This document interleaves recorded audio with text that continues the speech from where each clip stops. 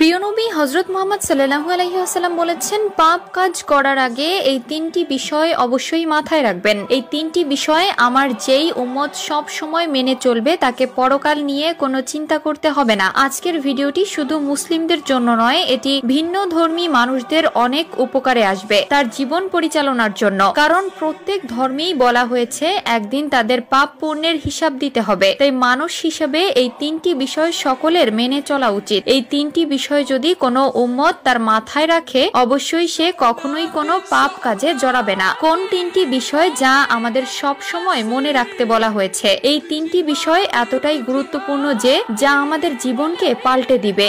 এই বিষয় তিনটি যদি আমরা মনে রাখি এবং সব সময় মেনে চলি, তাহলে আমাদের পরকাল নিয়ে কোনো চিন্তা থাকবে না। প্রিয় দর্শক, আজ এমন তিনটি বিষয় নিয়ে আপনাদের সাথে আলোচনা করব যা আপনাদের জীবনকে পুরো পাল্টে দিবে এবং পাপ কাজ থেকে নিজের মনকে উঠিয়ে ফেলতে পারবেন। ছোট বড় যত গুনাহ আছে সবগুলো থেকে নিজেকে দূরে রাখতে পারবেন। অবশ্যই ভিডিওটি সম্পূর্ণ দেখবেন এবং ভিডিওটি শেয়ার করে দিবেন যেন আপনার অন্যান্য মুসলিম ভাইয়েরা এই বিষয়টি মেনে চলতে পারে। হয়তো আপনার একটি শেয়ারে কারো জীবন পরিবর্তন হয়ে যাবে। 1 নম্বরে যে বিষয়টি নিয়ে বলা হয়েছে সেটি হলো, যদি কোনো খারাপ কাজ করার চিন্তা মাথায় আসে তাহলে অবশ্যই মনে মনে স্মরণ করবেন আল্লাহ সবকিছু দেখেন। যে কাজ আমি গোপনে করব সে কাজ কেউ না দেখলেও আমার আল্লাহ দেখেন। সব সময় মনে করবেন আমি যতই লুকিয়ে পাপ করি, দুনিয়ার মানুষ থেকে আড়াল করতে পারলেও উপরের স্রষ্টা থেকে আড়াল করতে পারবো না। এই বিষয়টি মাথায় রাখলে অবশ্যই পাপ থেকে ফিরে আসতে পারবেন।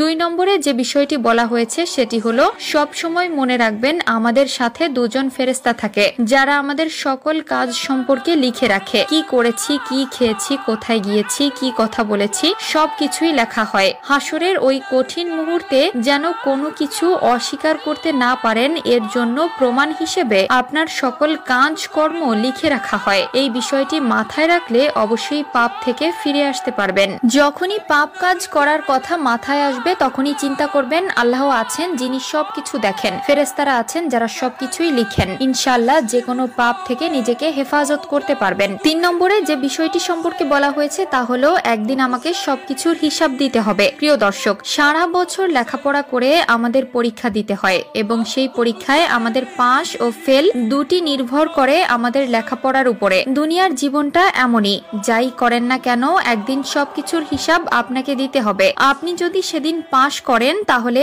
আপনি পাবেন আল্লাহর জান্নাতে জায়গা, আর যদি আপনি হেরে যান তাহলে আপনার জন্য বরাদ্দ করা হবে জাহান্নাম। অবশ্যই কোনো খারাপ কাজ করার আগে চিন্তা করবেন এই পাপের হিসাব একদিন আপনাকে দিতে হবে। প্রিয় দর্শক, আশা করা যায় আপনি যদি এই তিনটি বিষয় সব সময় মেনে চলেন কখনোই পাপের দিকে এগোতে পারবেন না।